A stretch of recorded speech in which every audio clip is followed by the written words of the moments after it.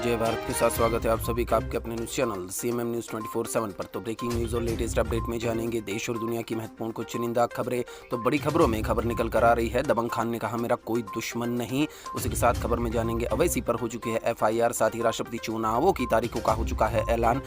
लालू प्रसाद यादव को एक केस में मिल चुकी है रिहाई। साथ ही जानेंगे सिद्धू मूसेवाला हत्याकांड पर अपडेट्स के बारे में। साथ ही जानेंगे सर्राफा बाजार में सोने चांदी का हाल और भारत के मौसम का पूर्वानुमान। तो सारी की सारी खबरें बहुत ही महत्वपूर्ण है, चुनिंदा है, तो वीडियो को एंड तक जरूर देखिए ताकि आपकी कोई भी लेटेस्ट अपडेट मिस ना हो। तो हेलो दोस्तों, आज तारीख हो चुकी है 10 जून 2022 और दिन हो चुका है शुक्रवार। तो पहली बड़ी खबर में जानेंगे राष्ट्रपति चुनाव के लिए तारीखों का ऐलान, कब होगी वोटिंग और कब आएंगे नतीजे, जानते हैं इस खबर में। जी हाँ दोस्तों, राष्ट्रपति चुनाव के लिए चुनाव आयोग ने गुरुवार को तारीखों का ऐलान कर दिया। देश के सांसद और विधायक नया राष्ट्रपति चुनने के लिए 18 जुलाई को मतदान करेंगे। मुख्य चुनाव आयुक्त राजीव कुमार ने घोषणा की कि 18 जुलाई को डाले गए वोटों की गिनती 21 जुलाई को होगी और देश के नए राष्ट्रपति को चुन लिया जाएगा। आपको बता दें कि राष्ट्रपति रामनाथ कोविंद का कार्यकाल 24 जुलाई 2022 को पूरा हो रहा है। बढ़ती अगली खबर की और इस खबर में जानेंगे कानपुर हिंसा का नया सीसीटीवी फुटेज सामने आया। बाइक तोड़ते दिखाई दिए कई लोग। तो कानपुर हिंसा के मामले में पुलिस प्रशासन अलर्ट मोड पर है। लगातार पुलिस हिंसा में शामिल आरोपियों की सूची अपडेट कर रही है, साथ ही आरोपियों के नाम सार्वजनिक किए जा रहे हैं। इसी बीच कानपुर हिंसा का नया सीसीटीवी फुटेज भी सामने आया है। इस फुटेज में हमलावर जमकर तोड़फोड़ मचा रहे हैं, साथ ही दुकानों में सामान लूटते हुए भी दिखाई पड़ रहे हैं। वीडियो में साफ देखा जा रहा है कि हिंसा करने वालों ने एक बाइक को पूरी तरह तोड़ डाला है। वीडियो में ये भी देखा जा रहा है कि हिंसा करने वाले किशोर उम्र के हैं, जिन्हें भड़काकर उकसाकर उपद्रव फैलाने की साजिश रची गई है, जैसे आरएसएस वाले अपनी रैलियों में राम के नाम पर भड़काकर करते हैं। बढ़ते अगली खबर की और इस खबर में जानेंगे धार्मिक भावना भड़काने के मामले में दिल्ली पुलिस ने कई लोगों पर एफआईआर दर्ज की। अवैसी सहित कई नाम है शामिल। तो सादुद्दीन अवैसी पर भी एफआईआर हो चुकी है।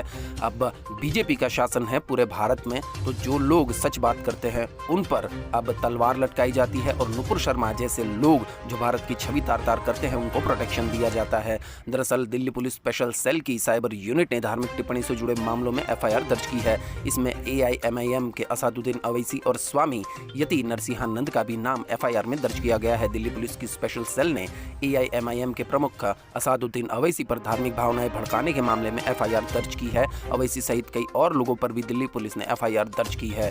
तो असादुद्दीन अवैसी को तो दोस्तों फालतू में ही फंसाया जा रहा है। बढ़ते अगली खबर की और इस खबर में जानेंगे हवा से भी फैल सकता है मंकी पॉक्स का वायरस, विशेषज्ञों ने सर्जिकल मास्क पहनने के लिए कहा। तो कोरोना के कहर के बीच मंकी पॉक्स वायरस ने भी दुनिया को परेशान करके रखा है। दुनिया के 29 देशों में यह वायरस फैल चुका है। डब्ल्यूएचओ ने जानकारी दी है। डब्ल्यूएचओ ने प्रमुख ने जिनीवा में दोस्तों बताया है, डब्ल्यूएचओ के प्रमुख ने कि 1000 से अधिक केस इस वायरस के दुनिया भर में हो गए हैं। वही एक रिपोर्ट के अनुसार ये आशंका जताई जा रही है कि मंकी पॉक्स वायरस हवा में भी फैल सकता है। US centre for disease control and prevention यानी सीडीसी की अधिकारियों को यह संदेह है कि मंकी पॉक्स वायरस कम दूरी तक हवा में हो सकता है, इसलिए आम लोगों और स्वास्थ्य कर्मियों को मास्क पहनने के लिए कहा गया है। देखते अगले समाचार। इस समाचार में जानेंगे बीजेपी के गुनाह ने भारत को किया शर्मिंदा। अब देशों के सामने घुटने टेकने पर मजबूर, उद्धव ठाकरे ने बयान दिया। जी हाँ दोस्तों, बीजेपी के गुनाह ने भारत को शर्मिंदा किया है और अब देशों के सामने हम घुटने टेकने पर मजबूर हो गए हैं, ऐसा उद्धव ठाकरे ने महाराष्ट्र के सीएम ने बयान दिया है। दरअसल महाराष्ट्र के मुख्यमंत्री उद्धव ठाकरे ने पैगंबर मोहम्मद विवाद पर बीजेपी की प्रवक्ता नुपुर शर्मा के बयान को गलत बताया है। सीएम ने कहा कि बीजेपी के कारण देश को शर्मिंदा होना पड़ा है। ठाकरे ने कहा, जैसे हमारे भगवान का अपमान नहीं होना चाहिए वैसे ही उनके भगवान का भी अपमान नहीं होना चाहिए। बीजेपी की इस गलती से देश को मिडिल ईस्ट देशों के सामने घुटने टेकने पड़े हैं। भाजपा प्रवक्ता द्वारा उपयोग किए गए शब्दों ने अंतर्राष्ट्रीय स्तर पर भारत की छवि खराब की है। इससे भाजपा की नहीं बल्कि देश की छवि खराब हुई है। तो बीजेपी ने गुनाह किया है तो देश क्यों माफी मांगे, उद्धव ठाकरे ने बड़ा ही सटीक बयान दिया है। बढ़ते अगली खबर की और इस खबर में जानेंगे सुप्रीम कोर्ट ने दादा दादी को सौंपी अनाथ बच्चे की कस्टडी। माता पिता की मौत के बाद मौसी के पास रह रहा था बच्चा। तो सुप्रीम कोर्ट ने पिछले साल कोविड-19 की खतरनाक दूसरी लहर में अनाथ हुए 6 साल के लड़के का संरक्षण बृहस्पतिवार को उसके दादा दादी को सौंपते हुए कहा कि भारतीय समाज में हमेशा दादा दादी अपने पोते पोतियों की बेहतर देखभाल करते हैं। लड़के के पिता और मां की मौत के बाद गुजरात उच्च न्यायालय ने लड़के की हिरासत उसकी मौसी को दे दी थी। न्यायमूर्ति एम.आर. शाह की अध्यक्षता वाली पीठ ने उच्च न्यायालय के फैसले को रद्द करते हुए कहा कि हमारे समाज में दादा दादी हमेशा अपने पोते की बेहतर देखभाल करेंगे। वे अपने पोती पोतियों से भावनात्मक रूप से अधिक करीब होते हैं और नाबालिग को दाहोद के मुकाबले अहमदाबाद में बेहतर शिक्षा मिलेगी, यह कहकर उसके दादा दादी को उसकी कस्टडी सौंप दी गई। बढ़ती अगली खबर की ओर। इस खबर में जानेंगे दुनिया भाजपा आरएसएस की धुन पर नहीं नाचेगी, सरकार ये समझ ले, जानिए सरकार पर क्यों बरसे पी चिदम्बरम। कांग्रेस के वरिष्ठ नेता पी चिदम्बरम एक बार फिर सरकार पर बरसे हैं। उन्होंने कहा है कि दुनिया बीजेपी और आरएसएस की धुन पर नहीं नाचेगी। कांग्रेस के वरिष्ठ नेता पी चिदम्बरम ने पर्यावरण प्रदर्शन संबंधी एक अंतर्राष्ट्रीय रिपोर्ट को सरकार द्वारा खारिज किए जाने के बाद गुरुवार को मुखरित हुए। उन्होंने सरकार पर निशाना साधते हुए कहा कि नरेंद्र मोदी सरकार को यह समझना चाहिए कि दुनिया बीजेपी और आरएसएस के निशाने पर या उनकी धुन पर नाचने वाली नहीं है। गौरतलब है कि केंद्रीय पर्यावरण मंत्रालय ने बुधवार को पर्यावरण प्रदर्शन सूचकांक 2022 को खारिज कर दिया, जिसमें भारत को 180 देशों की सूची में सबसे निचले स्थान पर रखा गया है। इस बारे में मंत्रालय का कहना है कि सूचकांक में उपयोग किए गए सूचक अनुमानों व अवैज्ञानिक तरीकों पर आधारित है। मतलब बीजेपी और आरएसएस कहती है कि वो लोग गलत है, हम लोग सही है। तो ऐसा कैसे हो सकता है दोस्तों। बढ़ते अगली खबर की ओर। इस खबर में जानेंगे मूसेवाला हत्याकांड में पुलिस का बड़ा बयान, सलमान केस में भी किया खुलासा। तो पंजाबी सिंगर सिद्धू मूसेवाला की हत्या के मामले में बुधवार को एक शार्प शूटर सौरभ उर्फ महाकाल उर्फ सिद्धेश कामले को महाराष्ट्र के पुणे ग्रामीण जिले से गिरफ्तार किया गया है। जी हां दोस्तों, शार्प शूटर की गिरफ्तारी के बाद दिल्ली पुलिस का बयान सामने आया है। दिल्ली पुलिस का कहना है कि मूसेवाला के हत्यारों तक पहुंचने में महाकाल कड़ी साबित हो सकता है। पुलिस का कहना है कि पूरी प्लानिंग के साथ सिद्धू मूसेवाला का मर्डर हुआ है। महाकाल के करीबी शूटर ने मूसेवाले को मारा। पुलिस ने कहा कि लॉरेंस बिश्नोई हत्या में शामिल नहीं था, लेकिन कोऑर्डिनेट जरूर किया था। लॉरेंस सिद्धू मूसेवाला की हत्या का मास्टरमाइंड है। कैसे प्लान किया, ये अभी जांच पूछताछ में सामने आएगा। तो लॉरेंस बिश्नोई ने पहले सलमान खान को भी धमकी दी थी, ये पुलिस ने कहा है। बढ़ते अगली खबर की ओर। इस खबर में जानेंगे ईडी के सामने पेश होंगे सोनिया और राहुल गांधी। कांग्रेस बोली समझ आएगा किससे पाला पड़ा है। तो प्रवर्तन निदेशालय यानी इन्फोर्समेंट डायरेक्टोरेट ने बीते दिनों नेशनल हेराल्ड से जुड़े मनी लॉन्ड्रिंग मामले में कांग्रेस अध्यक्षा सोनिया गांधी और राहुल गांधी को पूछताछ के लिए समन भेजा था। इसे लेकर एक बार फिर कांग्रेस ने बयान दिया है। कांग्रेस ने बुधवार को कहा कि पार्टी अध्यक्ष सोनिया गांधी और पूर्व अध्यक्ष राहुल गांधी ईडी के सामने पेश होंगे, क्योंकि उनके पास छिपाने के लिए कुछ भी नहीं है। पार्टी प्रवक्ता पवन खेड़ा ने मीडिया से कहा कि हम कानून को मानने वाली पार्टी है, हम नियमों का अनुसरण करते हैं। अगर उन्हें तलब किया गया है तो वे निश्चित तौर पर जाएंगे, हमारे पास छिपाने के लिए कुछ भी नहीं है। उन्होंने कहा कि हम बीजेपी की तरह नहीं हैं। हमें याद है जब अमित शाह 2002 से 2013 के दौरान भागते फिर रहे थे। खेड़ा ने कहा कि हमें कोई घबराहट नहीं है, वे लोग नियमों को तोड़कर नोटिस भिजवाते हैं, उन्हें समझ आएगा कि किससे पाला पड़ा है। बढ़ते अगले समाचार की और इस समाचार में जानेंगे सिद्धू मूसेवाला की हत्या में शामिल पहला शार्प शूटर हो चुका है गिरफ्तार।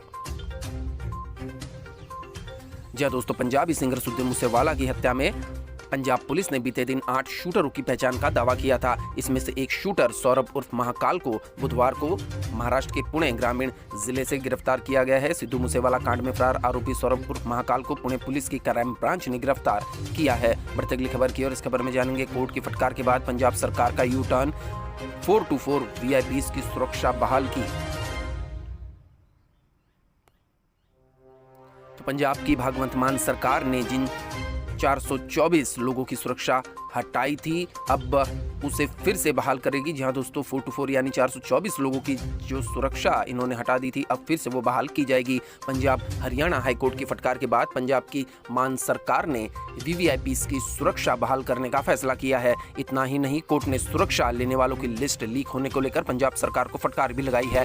कोर्ट में सुनवाई के बाद पंजाब सरकार ने कहा कि घल्लूघारा दिवस के बाद सभी वीवीआईपीज की सुरक्षा बहाल कर दी जाए। समाचार में जानेंगे लालू को पलामू कोर्ट ने 13 साल पुराने केस में किया रिहा, 6000 का जुर्माना। जी हां दोस्तों, लालू प्रसाद यादव को 13 साल पुराने केस में पलामू कोर्ट ने अब रिहा कर दिया है। दरअसल राष्ट्रीय जनता दल के सुप्रीमो बिहार के पूर्व मुख्यमंत्री लालू प्रसाद को पलामू कोर्ट ने रिहा कर दिया है। कोर्ट ने लालू पर 6000 रुपए का जुर्माना भी लगाया है। चुनाव प्रचार के दौरान गढ़वा टाउन हॉल मैदान में बिना इजाजत हेलीकॉप्टर लैंड कराने के मामले में लालू पर केस दर्ज हुआ था, तो इस मामले में अब इनको रिहाई मिल चुकी है। बढ़ते अगले समाचार की ओर। तो इसमें जानेंगे गिरिराज के बक करने पर पाबंदी, बीजेपी ने 27 नेताओं को दी हिदायत, संभल कर दे बयान।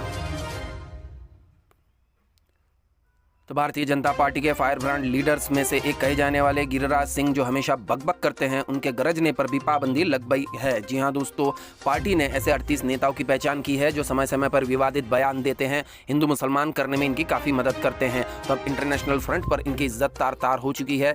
इसलिए अब बीजेपी ने 27 नेताओं को विवादित या धार्मिक भावनाओं को आहत करने वाले बयानों से बचने की सलाह दी है। बढ़ते अगले समाचार की और इस समाचार में जानेंगे, कानपुर के शहर काजी ने कहा बुलडोजर चला तो हम सिर पर कफन बांध कर निकल पड़ेंगे। जी हां दोस्तों, कानपुर शहर काजी ने यह बयान दिया है। दरअसल किसी भी मुद्दे पर सीएम लोग अब घर तोड़ने को निकल पड़ते हैं, लेकिन घर बनाने में दोस्तों काफ़ी वक्त लग जाता है और ये लोग इन पर दमन करते हैं, इनको परेशान करते हैं, घर तोड़ डालते हैं। तो इसी पर अब बुलडोजर पर बयान आया है। दरअसल उत्तर प्रदेश कानपुर में पिछले हफ्ते हुई हिंसा के सिलसिले में मंगलवार को 12 और लोगों को गिरफ्तार किया गया है। इसके साथ ही हिंसा के मामले में अब तक गिरफ्तार किए गए लोगों की संख्या कुल 50 हो गई है। इसी बीच शहर काजी अब्दुल कुद्दूस ने कहा है कि यदि कानपुर में किसी के घर पर बुलडोजर चला तो सारे मुसलमान कफन बांध कर निकलेंगे। काजी ने कहा कि अब तो जो गिरफ्तारियां हुई है वह हमारे हिसाब से ज्यादा है, क्योंकि झगड़ा इतना बड़ा नहीं है। उन्होंने कहा कि अगर कोई गलती हुई तो 20-25 लड़कों को अंदर करना चाहिए था, जबकि अब 50 लोगों को अंदर किया है। अगर हमारे में से किसी के भी घर पर बुलडोजर चलता है तो हम कफन बांध कर निकलेंगे और आंदोलन और झगड़े कर सकते हैं। बढ़ते अगली खबर की और इस खबर में जानेंगे, अलकायदा पर भी बोलना चाहिए, शिवसेना की प्रियंका चतुर्वेदी ने अरब देशों को ललकारा। तो ये भी हिंदुत्व की राजनीति करने से पीछे नहीं हटती। दरअसल प्रियंका चतुर्वेदी ने मध्य पूर्व के देशों से आतंकी संगठनों की धमकियों पर भी बोलने को कहा है। इससे पहले प्रियंका ने नुपुर शर्मा केस को हैंडल करने के तरीके पर बीजेपी की आलोचना की थी। अलकायदा से जुड़े AQIS ने धमकी दी है कि वह भारत के विभिन्न शहरों में हमला करेगा। बढ़ते अगली खबर की ओर में जानेंगे, यति नरसिंहानंद गिरी के खिलाफ दिल्ली में FIR, हेट स्पीच पर कशा शिकंजा। 17 जून को जामा मस्जिद जाने का किया था ऐलान। तो दरअसल पैगंबर पर बयानबाजी के बाद देश भर में चल रही हेट स्पीच पर दिल्ली पुलिस ने बीजेपी के प्रवक्ता नुपुर शर्मा, नवीन कुमार जिंदल समेत AIMIM प्रवक्ता शाहबाज चौहान, पत्रकार सबा नकवी, मौलाना मुफ्ती नदीम, अब्दुल रहमान, गुलजार अंसारी, अनिल मीणा और अलीगढ़ की पूजा शकुनी पांडे पर IPC सेक्शन 153, 295 और 505 में FIR दर्ज की थी। जहां दोस्तों इसमें मुसलमान लोगों को भी घेरा गया है जो सिर्फ ये कह रहे थे कि इनका बयान गलत है। हालांकि सरकार बीजेपी की है तो मुसलमानों पर तो दबाव आएगा ही। अब इसमें बुधवार को 2 नाम और बढ़ाए गए हैं। इसमें एक नाम AIMIM प्रमुख असादुद्दीन अवैसी जो कि बैरिस्टर है दोस्तों, जो कि मुद्दों के साथ सबूतों के साथ बात करते हैं, उन पर भी FIR की गई है। दूसरा नाम महामंडलेश्वर यति नरसिंहानंद गिरी का है। इनका तो होना ही चाहिए था, क्योंकि ये भड़काऊ भाषण देते हैं, तिलकदारी है, भगवे की बात करते हैं, लेकिन हिंदू मुसलमान को झगड़वाने की हमेशा हेट स्पीच देते रहते हैं। तो दिल्ली पुलिस का आरोप है कि ये सभी आरोपी कथित रूप से नफरत भरे संदेश फैला रहे थे। हालांकि असादुद्दीन अवैसी ने दोस्तों ऐसा नहीं किया था, फिर भी उनका नाम घसीटा गया है। बढ़ते अगली खबर की और इस खबर में जानेंगे, सलमान खान बोले मुझे धमकी नहीं मिली, बांद्रा पुलिस को बताया मेरी किसी से कोई दुश्मनी नहीं, किसी लॉरेंस या गोल्डी को नहीं जानता। तो बॉलीवुड सुपरस्टार सलमान खान को मिले धमकी भरे खत के मामले में मुंबई पुलिस ने एक अज्ञात शख्स के खिलाफ केस दर्ज किया है। अब इस मामले में पुलिस ने सलमान का बयान दर्ज कराया है। रिपोर्ट्स के मुताबिक पुलिस को दिए गए बयान में सलमान ने कहा कि धमकी मिलने से उन्होंने इनकार किया है। उन्होंने कहा कि मेरी किसी से कोई दुश्मनी नहीं है, ना ही मुझे किसी ने धमकी दी है। बांद्रा पुलिस को बयान दर्ज कराने के बाद सलमान अपनी अपकमिंग फिल्म की शूटिंग के लिए हैदराबाद निकल गए हैं। यहाँ उनका 25 दिन का शेड्यूल है। सलमान के हैदराबाद पहुंचने के पहले बॉडीगार्ड शेरा और उनकी टीम वहां पहुंच चुकी है। बढ़ते अगली खबर की ओर, तो इस खबर में जानेंगे, अकेले लिए 7 फेरे क्योंकि दूल्हा भी वही थी। गुजरात की लड़की ने खुद अपनी मांग भरी, पंडित नहीं आया तो मोबाइल पर हुआ मंत्रोच्चार। तो काफ़ी कंट्रोवर्शियल मामला हो गया है, काफ़ी मीडिया में चर्चा में है ये गुजरात की लड़की। दरअसल गुजरात के वडोदरा की 24 साल की क्षमा बिंदु ने बुधवार को खुद से ही शादी कर ली है। जहां दोस्तों भारत का ये पहला मामला है कि खुद से शादी कर ली हो, ना दूल्हा ना कोई दुल्हन, दुल्हन अकेली है, उसने खुद से शादी कर ली है। क्षमा पहले 11 जून को शादी की रस्में करने वाली थी, लेकिन विवाद से बचने के लिए 3 दिन पहले ही शादी की। इस दौरान हल्दी मेहंदी की रस्में हुई, अकेले फेरे भी उसने लिए, आईने के सामने खड़ी होकर मांग भी खुद की भरी, खुद ही मंगलसूत्र पहना। शादी करवाने के लिए किसी पंडित के तैयार न होने पर मोबाइल पर मंत्रोच्चार किया गया और खुद से शादी कर ली। बढ़ते अगली खबर की ओर, तो इस खबर में जानेंगे, पाक में यूनिसेफ की अफसर से रेप बॉडीगार्ड ने ही किया था वारदात को अंजाम। जी हाँ दोस्तों, 2 महीने पहले ही स्वीडन से आई थी विक्टिम। तो राजधानी में रेप, पाकिस्तान की इज्जत अब इंटरनेशनल फ्रंट पर तार-तार हो चुकी है। इस्लामाबाद के हाई सिक्योरिटी जोन की ये घटना है दोस्तों। पाकिस्तान में यूनिसेफ की एक महिला से रेप हुआ है। घटना बुधवार रात की है। आरोपी इस महिला अफसर का बॉडीगार्ड ही है। उसे गिरफ्तार कर लिया गया है। 27 साल की महिला अफसर स्वीडन की रहने वाली है और मार्च में ही उसकी पोस्टिंग इस्लामाबाद में की गई थी। वो पाकिस्तान की राजधानी इस्लामाबाद के हाई सिक्योरिटी वाले पॉश इलाके में अकेली रहती है। बढ़ते अगली खबर की ओर। इस खबर में जानेंगे इमरान खान के करीबी पाक सांसद की मौत, 18 साल की तीसरी बीवी से तलाक और सेक्स वीडियो से सुर्खियों में थे आमिर लियाकत। जी हाँ दोस्तों, काफ़ी कॉमेडी वीडियोस में आपने इनको देखा होगा, वाह वाह करते ये नजर आते थे। तो इनकी अब मौत हो चुकी है। दरअसल पाकिस्तान के मशहूर टीवी होस्ट और सांसद आमिर लियाकत की गुरुवार को कराची में मौत हो गई। जियो न्यूज़ के मुताबिक लियाकत को गुरुवार तड़के बेचैनी महसूस हुई। दर्द से चिल्लाने की आवाज़ सुनकर नौकर कमरे में गया, लेकिन दरवाज़ा बंद था। कोई जवाब न मिलने पर नौकर ने दरवाज़ा तोड़ा। तो न्यूड वीडियो से भी ये वायरल हुए थे। हाल ही में लियाकत का एक न्यूड वीडियो वायरल हुआ था। इसकी वजह से वो काफ़ी ट्रोल हुए थे। कहा जा रहा था कि न्यूड वीडियो किसी और ने नहीं बल्कि उनकी तीसरी पत्नी सैयदा दानिशा शाह ने लीक कराया था। वीडियो में लियाकत के बिस्तर पर ड्रग्स भी नजर आ रहे थे। तो अब इनकी मौत हो चुकी है। बढ़ते अगली खबर की ओर। तो इस खबर में जानेंगे तालिबान ने फैशन मॉडल को जेल भेजा। इस्लाम का अपमान करने के लगे थे आरोप। 3 साथी भी हो चुके हैं गिरफ्तार।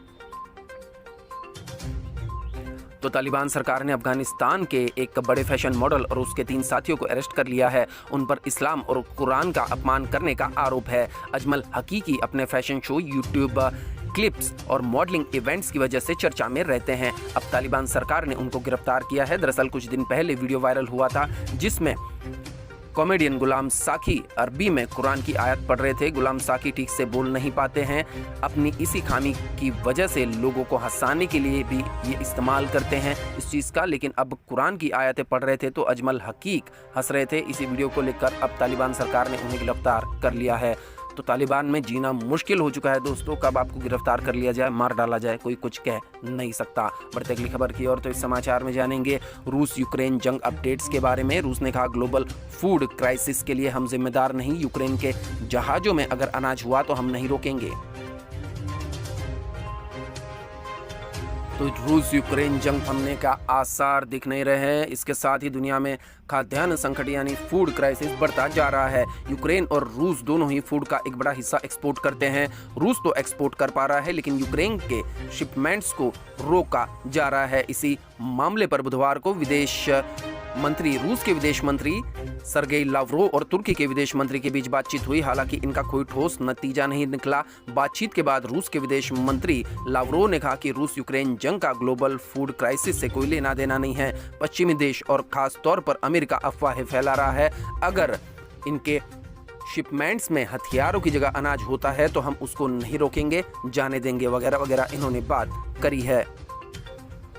तो इस खबर में जानेंगे एप्पल के सीईओ ने जताई चिंता। टिम कुक बोले प्राइवेसी में दखल अंदाजी अब नॉर्मल। ये हमारे सोचने के तरीके बदल रही हैं। जी हाँ दोस्तों, अब किसी का भी डेटा प्राइवेट नहीं रहा है, सब अब पब्लिक हो चुका है। बड़ी बड़ी कंपनियां, आपकी मोबाइल कंपनी से लेकर आपकी सोशल मीडिया साइट्स को पता है कि आपके मोबाइल में क्या चल रहा है, आपने कौन सी चीज़ें कहां सेव करी है।